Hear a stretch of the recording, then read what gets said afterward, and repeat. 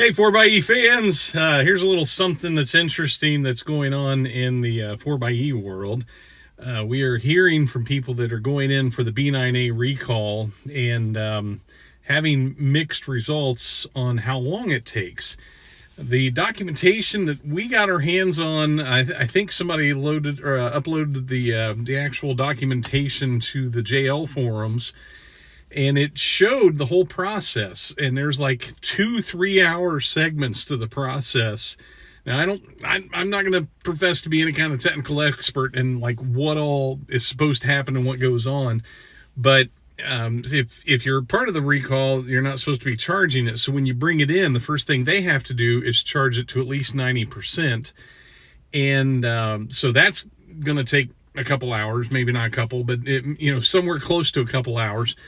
And then there are 2-3 hour cycles where they have to charge it and let it sit. I don't know what the whole process is. It has to discharge and then they recharge it, and it's 2-3 hour cycles.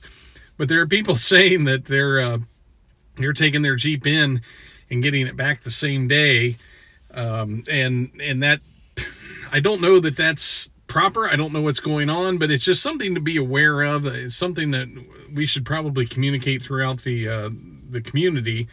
That is something that is peculiar, that I don't understand, that I'm hoping somebody down in the comments below can explain, like if there's a rapid process, like if they automatically see that there's no issue or something.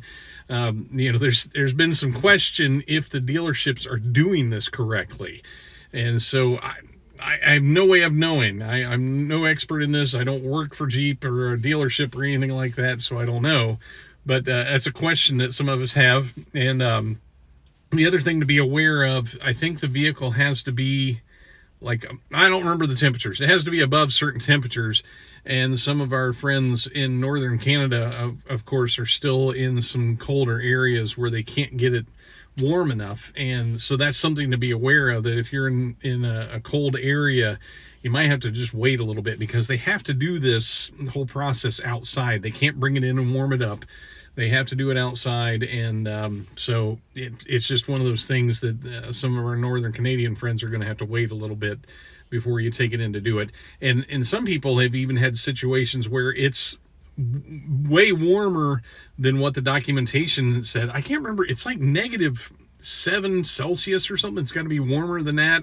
I can't remember. But they've been in situations where it is quite a bit warmer than that. But in the initial test, it says it's too cold.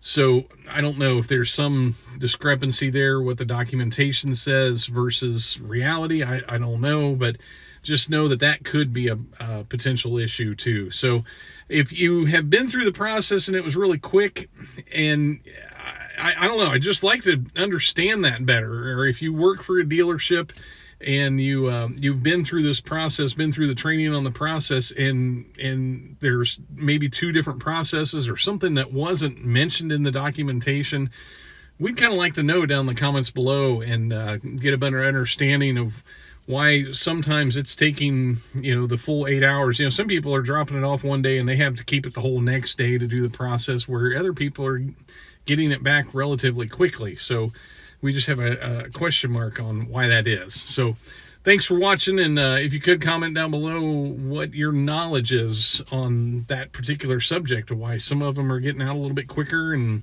some of them have to go by the whole process. Thanks for watching.